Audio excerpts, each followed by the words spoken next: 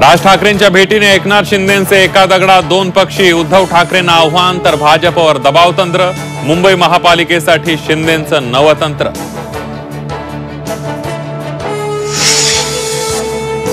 अजितदादा गोपीचंद पडळकरांमधील राजकीय वाद पुन्हा उफाळला, पुण्यातील धनगरीनाथ कार्यक्रमाचं आमंत्रण देण्यास पडळकरांचा स्पष्ट नकार.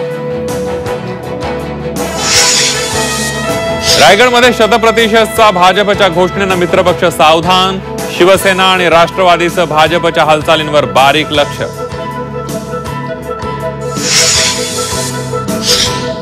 नाशिकमधील शिवसेना उद्धव बाळासाहेब ठाकरे पक्षाच्या मेळाव्यात स्टेज खचल्यानं धावपळ, आदित्य ठाकरेंचा सत्कार करताना मोठी गर्दी झाल्यानं स्टेज खचला, स्टेज खचल्यावरून विरोधकांची टीका.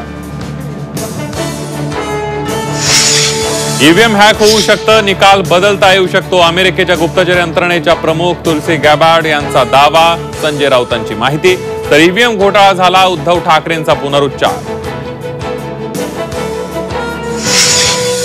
पक्षातील मरगळ दूर करण्यासाठी उद्धव ठाकरेंकडून आंदोलनाचं अस्त्र, आंदोलनाच्या निमित्तानं शिवसैनिकांमध्ये नवचैतन्य निर्माण करण्याचा प्रयत्न, हंडा मोर्चातून कार्यकर्त्यांना ऊर्जा देण्याचा प्रयत्न.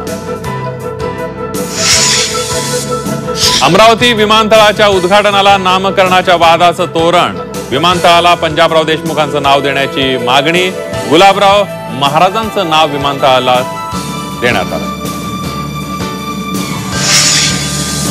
निलंबित पोलीस उपनिरीक्षक रणजित कासले शरण येणार, सोशल मीडियावरच्या व्हिडिओनंतर कासलेची माघार, पोलिसांना शरण येणार असल्याची सोशल मीडियावर पोस्ट.